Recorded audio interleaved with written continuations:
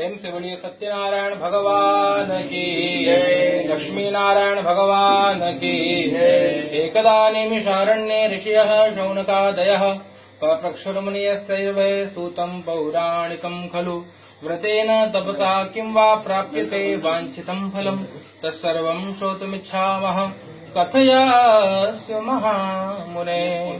भगवान की कथा 5 अध्याय में, पहले अध्याय में भगवान की कथा कहाँ से प्रारंभ हुई। एक बार नैमिषारण्य तीर्थ में शौनक आदि 88,000 ऋषि मुनि बैठ करके विचार करते हैं कि घोर कलयुग आ रहा है, कलयुग के जीव बहुत दुखी होंगे, किस प्रकार से सभी का दुख दूर हो, किस प्रकार से सभी की मनोकामना की पूर्ति हो, क्या कोई ऐसा लघु उपाय है। ऐसा आपस में बैठ करके सभी ऋषि मुनि विचार करते हैं।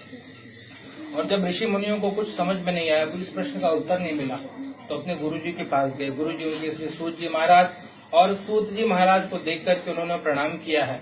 प्रणाम करके प्रेम से पूछा कि हे प्रभु, क्या कोई लघु उपाय है जिससे कलयुग में के जीवों का दुख दूर हो जाए, जिससे सभी के मनोकामना की पूर्ति हो। क्योंकि कलयुग में लोग अनेक प्रकार के दुख भोग रहे हैं। जब ऐसा पूछा तो सूत जी महाराज ने कहा कि हाँ, एक उपाय है, मैं जानता हूँ। कहा कि आप कैसे जानते हो, किसने आपको बताया। उन्होंने बताया कि एकदा नारदो योगी परानुग्रह कांक्षया पर्यटन विविधान लोकान मर्त्य लोकम उपागतः। नारद जी के मन में इच्छा हुई कि चलिए भैया, देह धरे कर यह फल भाई, भजिए राम सब काम बिहाई। सब छोड़ करके थोड़ा भगवान का भजन किया जाए। क्या किया, नारद जी ने सोचा कि चलिए भैया, थोड़ा पुण्यार्जन किया जाए। पुण्यार्जन, देखिए जीवन में 2 बात है, या तो आप पाप कर्म करें या पुण्य कर्म करें। पाप और पुण्य है क्या, इसको जानने के लिए अनेक प्रकार के पुराण हैं। 18 पुराण हैं, नाना पुराण निगमागम सम्मितम, वेद हैं, पुराण है, उपनिषद हैं। इनके माध्यम से हम ये जान सकते हैं कि पाप क्या है, पुण्य क्या है।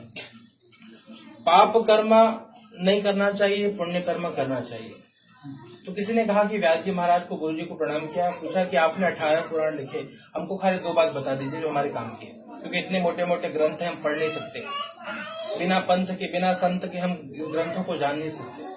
तो आप हमें केवल हमारे काम की बात बताइए, क्या कि वो 2 बात कौन सी महत्वपूर्ण है, पाप क्या है, पुण्य क्या है। हम जान जाएंगे तो पाप कर्म नहीं करेंगे, पुण्य कर्म करेंगे, जीवन में सुख शांति होगा। तो व्यास जी महाराज ने कहा कि भैया, आप लोग ने बड़ी उत्तम बात मुझसे पूछी है। मैंने 18 पुराणों की रचना करी है, उसमें एक अंतिम पुराण है श्रीमद् भागवत महापुराण। आप चाहो तो श्रीमद् भागवत महापुराण का श्रवण करके आप सभी प्रकार के प्रश्नों का उत्तर पा सकते हो। और उसके लिए भी भैया कम से कम 7 दिन तो चाहिए कि 7 दिन बैठ करके एक चित्त होकर के, नियम का पालन करके, प्रेम से मन लगा करके कथा सुनी, तब जाकर के आपको सब सारे प्रश्नों का उत्तर मिल जाए। लेकिन अगर इतना भी नहीं है तो आपको मैं 2 बात बता देता हूँ, जो 2 बात आप जानना चाहते हो। व्यास जी महाराज ने कहा कि 18 पुराणेषु व्यासस्य वचनद्वयम्। 2 वाक्य हैं, क्या, परोपकाराय पुण्याय पापाय परपीडनम। देखिए, पुण्य क्या है कि पर उपकार, जितना हो जाए उतना परोपकार करिए, ये पुण्य कर्म है। और पाप कर्म क्या है, कहते हैं पापाय परपीडनम। यदि तन मन धन से, कायिक वाचिक और मानसिक आप लोगों को कष्ट दे रहे हैं, किसी को भी दुख दे रहे हैं, तो आप पाप कर्म कर रहे हैं। पुण्य करना है तो कायिक वाचिक मानसिक तन मन धन से जगत का भला करिए, जितना हो सके सबका सहयोग करिए, ये आपका पुण्य कर्म है। और अगर आपके कारण लोग दुखी हैं, कायिक वाचिक मानसिक, देखिए पाप और पुण्य 2 प्रकार से होते हैं। या तो आप शरीर से करिए, शरीर से कुछ बोले नहीं, हमने तो किसी को मारा ही नहीं आज तक, तो हमने हत्या की नहीं, बड़े पुण्य आत्मा। और मन से सोचते नहीं, कह रहे उसका टांग टूट जाए, तो ये है मानसिक पाप। कि आप ऊपर से तो बड़े संत बनकर बैठे हैं, तो हो बगुला भगत की ध्यान लगाए, लेकिन जहां मछली आएगी कब पकड़ी, तो ये मानसिक हो गया। तो क्या, और कुछ लोग होते हैं कि न मन से पाप करते हैं, न शरीर से पाप करते हैं, लेकिन वाचिक मुख से पाप करते हैं, बोल बोल करके, जान तुहार जैसे कह रहा वैसे हो, भोग पाप हो, तो ये बोल भी देना पाप है। तो इस प्रकार से आप पुण्य कर्म करेंगे तो जीवन में सुख शांति समृद्धि बढ़ेगी, और पाप कर्म करेंगे तो दुख है। नारद जी ने सोचा कि भैया चलो थोड़ा पुण्य कर लिया जाए, तो परहित की भावना लेकर के, क्योंकि लोग कहते हैं धर्म क्या है, तो मानसकार बाबा तुलसी कहते हैं कि भैया परहित सरिस धर्म नहीं भाई। धर्म भी करना है आपको, धर्म जानना है। लोग बोलते हैं गुरु जी हमको धर्म करना है, तो धर्म परहित ही है, जितना हो उतना धर्म करिए, परहित करिए। और उसमें भी वही बात है कि पर पीड़ा सम नहीं अधमाई। अधर्म है कि आप पर पीड़ा करो, किसी को दुख प्रदान करो। नारद जी के मन में तो जागृत हुआ कि भैया चलो परहित करेंगे, थोड़ा भजन संकीर्तन होगा और जितना हो उतना जगत का सहयोग भी करेंगे। इस भावना को लेकर के हरि नाम संकीर्तन करते हुए नारद जी निकले। नारायण नारायण भज मन नारायण। नारद जी सूत्र जानते हैं कि भैया इस युग में भगवान तो नहीं दिखते, लेकिन भगवान का नाम है, और कहते हैं प्रभु से बड़ा प्रभु का नाम, चाहे कृष्ण कहो या राम। आप भाव से जपिए, चाहे कृष्ण नाम को जपिए या राम नाम को जपिए, लेकिन जपिए, वो आपका कल्याण करेगा। कैसे कल्याण करेगा? जैसे बिजली का तार है, आप उसको प्यार से छूइए या बिना प्यार के छू लीजिए, वो आपको करंट मारेगा। जैसे अग्नि है, आग आपको प्यार से छूने पे भी जलाएगी और बिना प्यार से छूने पे भी जलाएगी। आप चाहे भाव से जपिए या कुभाव से जपिए या अभाव में जपिए, लेकिन भगवान का नाम आपका कल्याण करेगा। इसलिए नारद जी भगवान के नाम का संकीर्तन करते हुए निकले। नारायण नारायण, सब लोग आइए। भज मन नारायण नारायण नारायण, भज मन नारायण। श्री हरि माधव नारायण, श्री हरि माधव नारायण, भज मन नारायण, भज मन नारायण। नारायण नारायण भज मन नारायण, नारायण नारायण भज मन नारायण। केशव श्याम माधव श्याम, केशव श्याम माधव श्याम, केशव माधव श्याम, केशव माधव श्याम। मेरे राम हे घनश्याम, मेरे राम हे घनश्याम। भज मन नारायण, भज मन नारायण, भज मन नारायण। प्रकार से भगवान के नाम का संकीर्तन करते हुए नारद जी अनेक लोकों में घूमते हुए पृथ्वी लोक पे आए। और जब पृथ्वी लोक पे आए तो देखा, ततो दृष्ट्वा जनान् सर्वान् नाना क्लेश समन्वितान्, नाना योनि समुत्पन्नान्, क्लेशमानान् पच्यन्ते पाप कर्म भी। अनेक लोकों में घूमने के बाद जब नारद जी पृथ्वी लोक पे आए तो लोगों को अपने किए हुए कर्म का फल भोगते हुए देखा। ये पृथ्वी लोक है, पृथ्वी लोक में एक नियम है, कहते हैं कर्म प्रधान विश्व करी राखा, जो जैसा करे सो तत्फल चाखा। जो जैसा कर्म करता है उसको वैसा फल मिलता है। इसलिए बाबा कबीर भी कहते हैं, भैया करता था तो क्यों किया और अब करी क्यों पछताए, बोया पेड़ बबूल का तो आम कहाँ से खाए। यदि आपको जीवन में पुण्य चाहिए, यदि आपको जीवन में सुख चाहिए तो पुण्य कर्म करिए, आपके जीवन में सुख आएगा। पाप कर्म करोगे मतलब बबूल का पेड़ बोओगे तो भैया कांटे ही लगेंगे, फल नहीं मिलने वाला आपको। इस प्रकार से पच्यन्ते पाप कर्म भी। लोग कलयुग में किस प्रकार से इतने जगत के लोग स्वार्थी हो जाएंगे, किस प्रकार से अपना भला हो जाए, अपना काम बन जाए, बाकी दुनिया जो करना है तो करे। ये स्थिति आने पे क्या, लोग केवल इतने स्वार्थी हो जाएंगे कि चाहे कुछ भी हो, चाहे कुछ भी हो, लेकिन वो केवल अपना स्वार्थ सिद्ध कर रहे हैं। इस कारण से जीवन में, सबके जीवन में दुख है पाप के कारण। और जब सब दुखी हैं तो नारद जी ने जब सबको दुखी देखा तो सोचा कि भैया क्या कोई उपाय भी होगा यदि लोग दुखी हैं। गए भगवान के पास। तो भगवान के पास गए, नाम संकीर्तन करते करते, और भगवान के सामने जाकर रोने लगे। तो नारद जी को देखकर भगवान ने कहा, क्या बात है नारद जी। भगवान का स्वरूप देखकर नारद जी उनके ध्यानस्थ हो गए। भगवान का दिव्य स्वरूप शंख चक्र गदा पद्म वनमाला विभूषितम। भगवान को देखा, शंख है, चक्र है, गदा है, पद्म है, वनमाला धारण किए भगवान को जब देखा तो दृष्ट्वा तम देव देवेशम स्तोतुम समुपचक्र में नमो वांग मनसातीत रूपायानंत शक्ति। भगवान को देखा तो स्तुति करने लगे, हे प्रभु आपकी स्तुति मैं कहाँ तक करूं। नमो वांग मनसातीत, आप वाणी और मन से परे स्वरूप वाले हो। मन के द्वारा भगवान को पार नहीं पाया जा सकता। ब्रह्म अतर्क्य बुद्धि मन बानी। आप बुद्धि से, मन से और वाणी से भगवान की स्तुति नहीं कर सकते।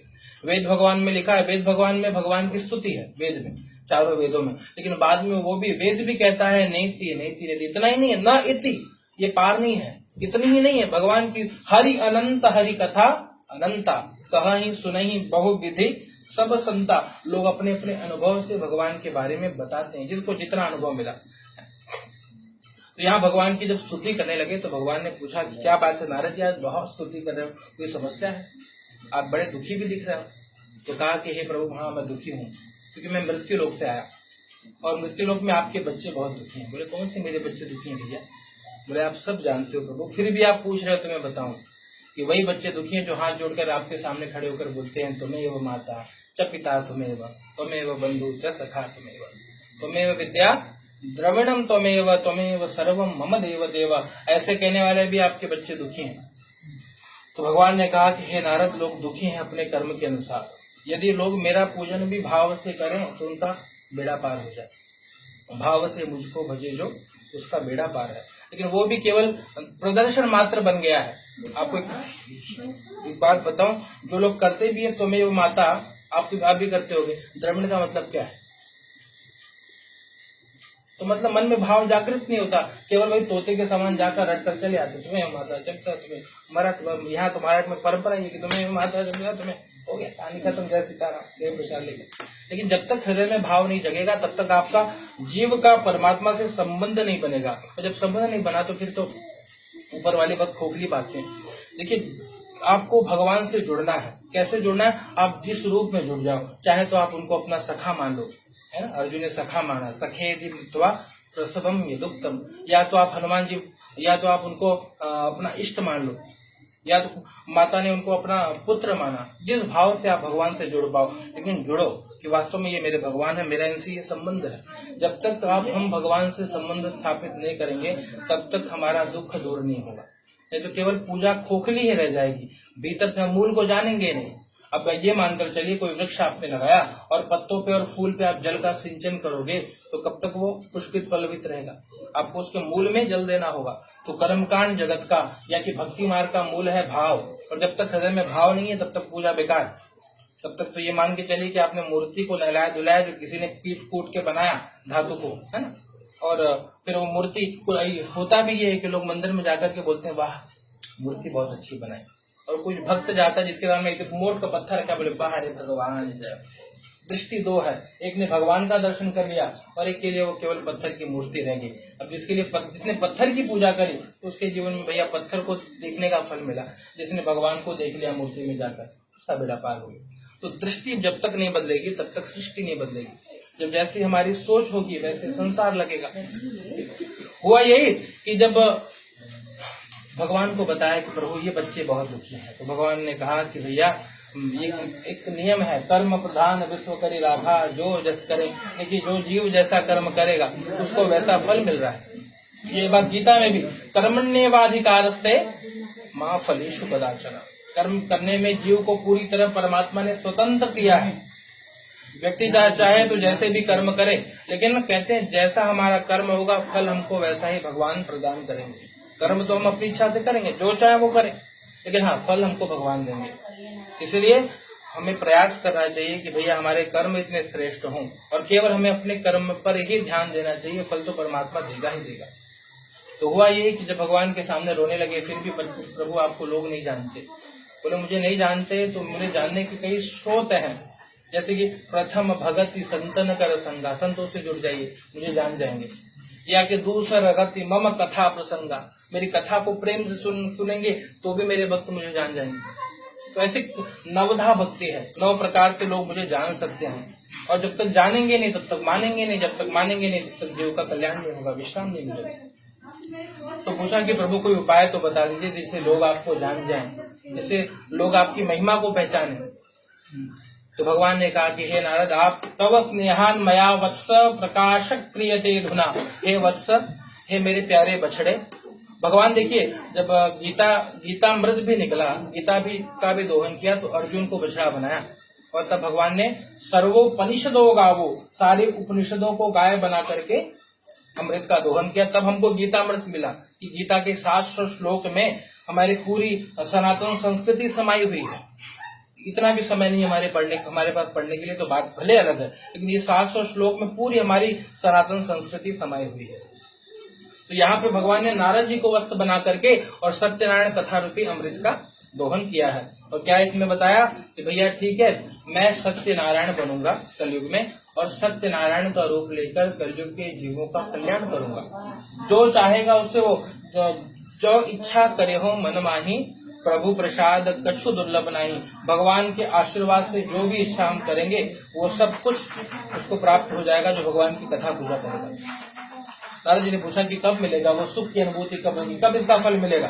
भगवान ने कहा कृत्वा सद्य सुखम भूत्वा परत्र मोक्षमाप्नुयात्। जब हम कथा करेंगे तब तुरंत सुख की अनुभूति होगी। अगर करने के बाद तुरंत अच्छा लगा तो मानिए कि आप कथा में हो, और कथा में बैठने के बाद भी मन वही दुनियादारी में लगा कि यार 400 रुपया भूल के लेना है, चलो चलते छोड़, तो फिर ये मान के चलिए कि हम कथा में नहीं है। तो जब तक कथा में नहीं है तब तक कथा आपका कल्याण नहीं करेगी। तो यही बात है, भगवान ने कहा कि ठीक है, प्रेम से मेरी कथा करने से कृतवा सद्य तुरंत सुख की अनुभूति होगी, ये कथा का फल है। और इसके बाद यहाँ का सारा काम तो बनेगा, परत्र मोक्षम आप्नुयात्। बस जब शरीर छूटेगा तो भैया मुक्ति मिल जाएगी, जिसको जो चाहिए। शरीर प्राप्त करने के बाद 3 मार्ग निकलते हैं, कहते हैं स्वर्ग नरक अपवर्ग निषेध। आप अच्छे कर्म करोगे आपको स्वर्ग मिलेगा, आप निकृष्ट कर्म करोगे आपको नरक मिलेगा, अगर आप भगवान का भजन करोगे तो आपको मुक्ति मिलेगी, और या तो आप केवल भक्ति करोगे तो आपको भगवान मिल जाएंगे। ये शरीर को प्राप्त है धरी कर यह फल है। तो इस प्रकार से जब भगवान ने नारद जी को बताया तो नारद जी ने 4 प्रश्न पूछ लिए कि ठीक है भगवान, हम मानते हैं, आप हमको जरा ये बताइए कि इससे क्या मिलेगा, ये सब करके हमको क्या मिलेगा, जरा हमको विस्तार पूर्वक बताइए। किम फलम किम विधानम च कृतम कैने तद्व्रतम तत्सर्वं विस्तरात् ब्रूहि कदा कार्यम व्रतम प्रभो। प्रभु इसको करने का फल क्या है, विधान क्या है, किसने किया, कब करना चाहिए, ये सारी बात हमको विस्तार पूर्वक बताइए। भगवान ने कहा कि हे प्रभु, हे वत्स, किम फलम, इस कथा को पूजा को करने का फल क्या है। बताया कि धन धान्य प्रवर्धनम सौभाग्य संतति करम सर्वत्र विजय प्रदम। जिसके जीवन में धन धान्य नहीं है उसको भगवान की कथा से धन धान्य प्राप्त होगा। जिसके जीवन में संतान नहीं है उसके लिए संतति कर है, संतान प्रदान करेगा। जिसके जीवन में विवाह नहीं होता उसके लिए सौभाग्य, उसका विवाह कराएगा। और जिसकी जो इच्छा है उसके उस मनोकामना की पूर्ति करने वाला व्रत है। ये व्रत को करने का फल है। दूसरा प्रश्न, विधान क्या है, कैसे करें। बोले भैया देखिए, जो कुछ भी है, पत्रम पुष्पम फलम तोयम यो में भक्त्या प्रेक्षति। प्रेम से लाकर जो कुछ भी एकत्रित हो जाए ठाकुर जी को भोग लगाइए और भगवान की पूजा करिए, अभिषेक करिए, कथा सुनिए, ये करने का विधान है। कहा कि कृतम कहने या किसने किसने भगवान की कथा करी, तो बताया कि भैया शेष 4 अध्याय में जिसने भगवान की कथा करी, किस प्रकार करी और उससे उनको क्या प्राप्त हुआ, ये बताया गया है। और चौथा प्रश्न है कि कदा कार्यम व्रतम प्रभु, भगवान आपकी कथा पूजा करने का मुहूर्त क्या है, कोई समय है जब पूजा कर लिया जाए। तो भगवान ने कहा कि भैया मेरी इस कथा के लिए कोई मुहूर्त नहीं देखना, ये देश काल परिस्थिति से बढ़ा हुआ है। तो कहा यस्मिन कस्मिन दिने मर्त्यो भक्ति श्रद्धा समन्विता। जब कभी भी भगवान की याद आए, जब कभी भी भगवान से प्रेम हो, उसी दिन कथा करिए, वही सबसे बढ़िया दिन है, वही सबसे बढ़िया मुहूर्त है। बाकी कोई विशेष मुहूर्त या दिन देखने की आवश्यकता नहीं है। तो इसी प्रकार एक छोटा सा भाव, कब भगवान के मंदिर में भक्त जाता है, जब याद तुम्हारी आती है, मैं तेरे दर पर आता हूँ। जब याद तुम्हारी आती है, मैं तेरे दर पर आता हूँ। जब याद तुम्हारी आती है, मैं तेरे दर पर। कथा में अगर एक बात बताऊं, एक संत थे गुजरात के डोंगरी बाबा, है ना, डोंगरी जी महाराज। और डोंगरी जी महाराज बैठकर भजन कीर्तन कराते हैं, तो लोगों को कहते कि भैया आप लोग भी बोलिए, कथा में बैठे हो तो कम से कम भगवान का नाम लीजिए, भजन गाइए। वो कहा कि अच्छा नहीं गाएंगे तो क्या होगा, चलिए ठीक है, जो गा रहे तो वो ठीक है, नहीं गाएंगे तो क्या होगा। कहा कि भैया देखिए, जो भगवान का भजन गाता है ताली बजा बजा करके, तो उसके जीवन से जो पाप है वो दूर चला जाता है। अच्छा, और बोले जो नहीं गाएगा उसका क्या होगा? बोलेंगे उसके सर पे जाकर के बैठ जाता है। तो इसलिए भगवान की कथा पूजा में बैठिए तो प्रेम से ताली बजाकर भगवान का भजन गाइए। इसलिए ना गाइए कि आपको इंडियन आइडल का अवार्ड मिलेगा, इसलिए गाइए कि भगवान आपसे रिझेंगे, आप भगवान से जुड़ रहे हो और भगवान को रिझाने का प्रयास करो। यहाँ पे कोई सुनेगा नहीं कि आप कितना बढ़िया गा रहे हो, 10 जन के बीच में हुआ चिल्लावा तो वो आनंद है, लेकिन साथ में ताली बजा करके भगवान को रिझाने का भाव करते हुए गाइए। जब याद तुम्हारी आती है मैं तेरे दर पर आता हूँ, जब याद तुम्हारी आती है मैं तेरे दर पर आता हूँ। अपने सुख दुख को हे ठाकुर, अपने सुख दुख को हे ठाकुर, मैं रो रो तुम्हें सुनाता हूँ, मैं रो रो तुम्हें सुनाता हूँ। जब याद तुम्हारी आती है मैं तेरे दर पर आता हूँ, जब याद तुम्हारी आती है मैं तेरे दर पर आता हूँ। फूलों में तुम्हारी खुशबू है, फूलों में तुम्हारी खुशबू है, बातों में तुम्हारे भक्ति है, बातों में तुम्हारी भक्ति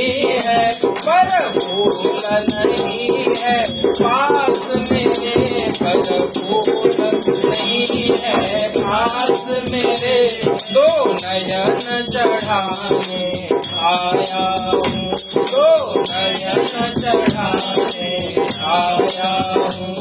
जब याद तुम्हारी आती है मैं तेरे दर पर आता हूँ, जब याद तुम्हारी आती है मैं तेरे दर पर आता हूँ। अपने सुख दुख को हे ठाकुर, अपने सुख दुख को हे ठाकुर, मैं रो रो तुम्हें सुनाता हूँ, मैं रो रो तुम्हें सुनाता हूँ। जब याद तुम्हारी आती है मैं तेरे दर पर आता हूँ। गोविंद जय जय गोपाल जय जय गोविंद, गोविंद जय जय गोपाल जय जय गोविंद, जय जय गोपाल जय जय गोविंद, जय जय गोपाल जय जय गोविंद, जय जय गोपाल जय जय राधा रमण